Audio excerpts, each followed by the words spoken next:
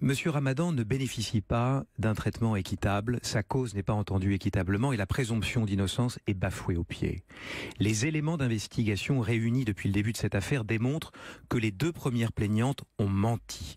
Madame Ayari, qui se plaint sur les plateaux de télévision de ne pas être aidée par la République, a décrit une chambre d'hôtel qui n'est pas bonne, a menti aux policiers en disant qu'elle avait cessé tout contact avec monsieur Ramadan depuis 2012. Tout ceci s'est révélé inexact et ses propres témoins ont même déclaré qu'elle était mythomane.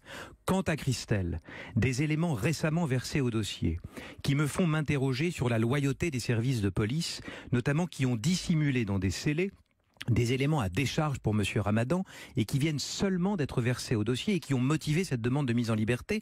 Les magistrats n'en disent pas un mot. Quel type d'éléments à décharge, maître ? Sachez par exemple que nous avons trouvé des emails qui datent des jours suivant les faits de viol dont elle se plaint. Et elle raconte une version totalement différente de ce qu'elle raconte à la police aujourd'hui.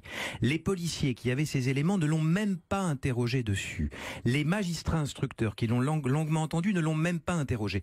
Plus, elle a versé une photo qui soi-disant est une photo prise le lendemain des faits, qui est censée attester des traces de coups qu'elle a subies. Cette photo n'avait pas été imprimée. Elle l'a été à ma demande, elle ne démontre rien.